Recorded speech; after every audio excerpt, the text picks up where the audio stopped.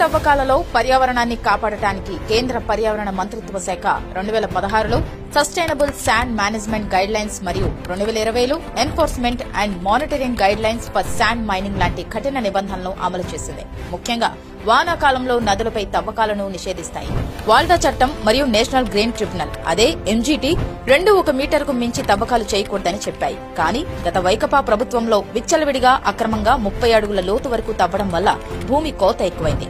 జేపీవీఎల్, GCKC, ప్రతిమ లాంటి కంపెనీలు పర్యావరణ నిబంధనలు పట్టించుకోకుండా అక్రమ తవ్వకాలు చేయడం వల్ల పెద్ద ఎత్తున పర్యావరణానికి నష్టం జరిగిందని సుప్రీంకోర్టు గుర్తించి తీవ్రంగా ఆక్షేపించింది. వానాకాలంలో తవ్వకాలు నదీ తీరాలను దెబ్బతీస్తాయి. అందులో జీవించే జలచరాలకు హాని కలిగిస్తాయి. అక్టోబర్ 16 నుంచి కొత్త నిబంధనల కింద 100కి పైగా ఇసుక రీచులు తెరవడానికి అనుమతి ఇస్తారు. రోజుకి 80,000 టన్నుల ఇసుకను సరఫరా చేయడం జరుగుతుంది. పర్యావరణం నాశనం కాకుండా ఇసుక తవ్వకాలను సీజన్ల ప్రకారం పరిమితులకు లోబడి తవ్వడం, పర్యావరణ చట్టాలను పాటించడం వంటి చర్యలకు ప్రభుత్వం కట్టుబడి ఉంది.